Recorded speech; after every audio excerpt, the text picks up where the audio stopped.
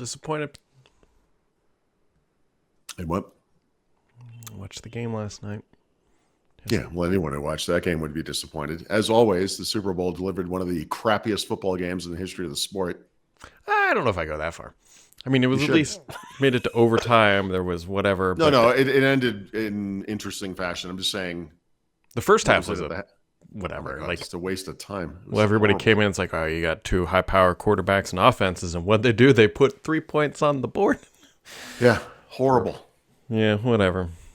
And then Mahomes did Mahomes things. Like, we all knew it was going to happen. We all knew it. Like, when he got the ball back. But you know what? The last drive. I don't know. I'm tired of his whole shuffle pass nonsense. They were not beaten by Kansas City. They were beaten by themselves. And they were terrible. They just, this is what happens. Listen, as a longtime Patriots fan, I've watched as the Patriots showed up and played their worst game of the season in a Super Bowl many times. I get it, but I was going to say that's a rich thing to complain about. Why? How many times do you make it to the Super Bowl? Yeah, they won a lot. But can you point me to the one blowout the Patriots ever had? The most dominant team in the history of sports. They never killed anybody in the Super Bowl. Oh, it was Super always Bowl's a scratch, and it was awful. Every one of those games was terrible. Except they won. Yeah, except they won. Except for the fact that they did, in fact. I'm just talking about the quality of game. That's all. And I don't know. Anyway, yeah, no, they won a lot, obviously, but anyway. What's that feel like, by the way? Just to win Super Bowl win? I'm just curious. What's that? What's that feel like? Super Bowl win? I'm so used to it now. I don't even remember. Yeah. It's no big deal. It just happens all the time. So. I had the curious experience of watching this game in Mexico, in a bar that we go to where we know all the people, and it was busier than usual, as you would imagine, and it was a mixed crowd of Mexicans and expats, and my two observations were, as a crowd, they just cheered for everything. They couldn't have cared less who won. They were chanting, mostly for San Francisco, in the fashion of a soccer game. And I'm not going to try to imitate it, but there's this San Francisco, 49. Like, it was like this soccer chant. And at one point I didn't do this, but I wanted to walk outside and be like, guys, you're ruining this. This is not what this sport is. It was just the weirdest, but God bless him. It was like an international experience. Strange. We didn't get to see the commercials. So a lot of commercials for Wingstop. Oh, you didn't get to see the a mattress store, and some kind of a fast food thing. I don't know. Yeah, so we might go watch some of them tonight. I know. But it's 50% of the experience. Really 65 when you consider the halftime show. Yeah, actually, the San Francisco 49ers coach said as punishment they were going to have to watch that 3 times on the flight home. Yeah. Congratulations, everybody. At least it's a short flight. I'll tell you what, though, the funniest thing that came out of the Super Bowl, and I will die on this hill because it fits all of my marks for my stupid brain funny. Okay. Was pregame, they had Brock Purdy. They had a video of him walking in. So for people who aren't familiar, Brock Purdy is a good-looking gentleman. Think like 1960s astronaut or whatever. It's he's in a full. I think he looks like a child. But go on. Well, he is. I mean, he's 20, whatever. But he makes your quarterback look like an elderly gentleman. This guy sleeps in a bed that's shaped like a car. But go on. I'm sorry. So he's in this full suit, earpods in, carrying a briefcase, like you would kind of expect for somebody like that. Yeah. And there's a caption on it that says, "The latest McKinsey consultant walking in to tell you to cut expenses, increase revenue." Wow. It was just perfect because that is what a McKinsey consultant looks like. And that's exactly, it was just, Yep. I don't know. Anyways, whatever. Game's over. Football's over. We got 7 months of pain and misery. I recommended this to you privately. I recommend everyone watch the SNL skit about the Super Bowl. It was on the weekend before. It was like when the playoffs ended, and now it's the Super Bowl. And one of the guys who was, they're playing like the NFL or whatever, Fox Sports, whatever they are, announcer guys, and one of them's just like, "Oh, the season's over. Everything stinks. We have to get away for another 6 months." And they're like, "What are you talking about? The Super Bowl's next week." And he's like, the Super Bowl's in football. He's like, "That's it's an entertainment thing." And he's like, well, what about the Pro Bowl? And then the other guy jumps and he goes, I just want to interrupt you right there. But professionally covering football for 27 years, I have never watched even a minute of the Pro Bowl. Nobody has. It's so excellent. It's perfect. So much so it's not even a game anymore. It's just flag no, football. It's stupid. Yeah. They should treat it like it's a different thing, like just like a skills challenge, a set of challenges, like a game of horse, basically. It's a Pro Bowl. So, Paul Thurrott, I will end on this one happy note because it's all I have left to grasp to at this point in my life when it comes to football.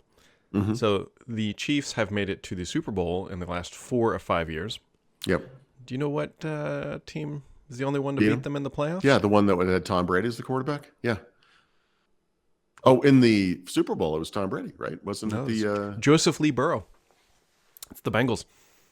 No. In the Super Bowl, the only no, getting to the Super Bowl. So they've made it 4 out of 5. Yeah. So the only time I see. I'm sorry, and they've won 3 of those 4, but the one that they got beat in, was by Brady. Was Tom Brady in the Tampa Bay, which will go down in history as probably Mahomes' worst loss. Not because they lost badly, but because for the rest of Mahomes' career, he will always be compared to Brady, and there will always be like, well, in the head-to-head matchup, you lost to him. So the Patriots lost twice to a vastly inferior team. Yeah. So I mean, that's what happens. They should have lost yesterday. Both of those teams. If there was only some way they could have both lost, that would have been the perfect. If only the Bengals could have just made it. That would have been. That is the outcome I am looking for, Paul Thurrott. No, I understand. Everything else is a failure in my mind. Everything else is a failure in everyone's mind. I don't know if I will be on this planet when the Bengals ever win. I mean, yeah. Hey, I don't. I mean, there was some Joe Montana footage. They beat the Bengals at one point 1,000,000 years ago. Oh, God, every time they showed him, I said something like, "Kevin Costner's not looking very good these days," or it was like exciting footage of Joe Montana dipping a chip into dip. I don't know. I don't get it, man. Anyways, vaguely interesting, but it's not as clear cut from what it sounds like. So Notion is kind of on a little spree here. So they announced a calendar app. They shipped it, although it took them like 2 years after acquiring. And do you remember what did I say to you when they did that? Well, yeah. Now they're getting Skiff, which is like an email service sort of thing. But here's the weird thing that doesn't make sense. So I looked at Skiff for a while, but it kind of sounds like Skiff is being shut down and like they're scooping up the assets that are left. So the question is whether or not those things survive. So Skiff makes something that competes directly with Notion called Docs. Yep. They have a cloud storage service for some reason. Do they have a calendar too? I don't know. They also have email too, which is the email. most. But to me, email is the big thing. So obviously you integrate whatever capabilities they have with regards to Notion type capabilities. But that's what I had said. I mean, if you're going to do calendar, do email, right? Yeah. You don't need the storage. Although I got to be honest, I don't understand why Notion doesn't charge for storage and or allow you to store what they're doing in some cloud. But right now, you can use Notion for free. I think that's the whole thing. It's like they just look at it as customer acquisition cost. That if you come as like me, I'm a perfect example, right? I use this for work at Stardock, and now other people are starting to adopt it. And so by giving it to me, I wouldn't have paid for it because if anybody listening is like saying, I like the idea of Notion, I just want more control, look up AnyType. It's like anytype.io. It is almost the same thing, but you can bring your own storage. There are probably 100 things that are a lot like Notion, including Microsoft Loop. There's a bunch, right? You said a lot like it, not a lot worse than. A lot, at a mile high view. Yep. Okay. Anyway, interesting. We'll see what happens. It took them almost 2 years to bring Cron to market as Notion Calendar, so I don't know. The one thing I thought was weird about this announcement is there was no announcement. They just so that's kind of like why it seems like they're more just like scooping up. Yeah, things. There was I think it was the CEO of Notion interviewed the co-founders of Skiff on the website. I was like, what is this? Like it didn't even say, okay, what are we doing? It's just like these businesses are kind of complementary. They're both like really small startups. Really unrelatable stories about occupying space in San Francisco.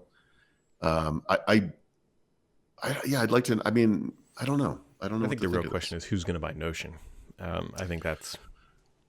I, honest to God, I would love to see them I'd integrated love to into see them not be Google, bought, but right? No, I know, but if you had to like choose, like what would make sense, not Oracle, Salesforce, but maybe Google, something I consumer would have bet slash money small that business. Salesforce is on that list, right? They scooped up No, I Slack. know that's what I'm worried about. I don't Yeah. want. I mean, they're gonna, drop off the face of the earth, become the smallest freaking province inside of Salesforce.com. Yeah. No, that would be awful. But But it makes a lot of sense for what Salesforce yeah, does, right? They have a chat application.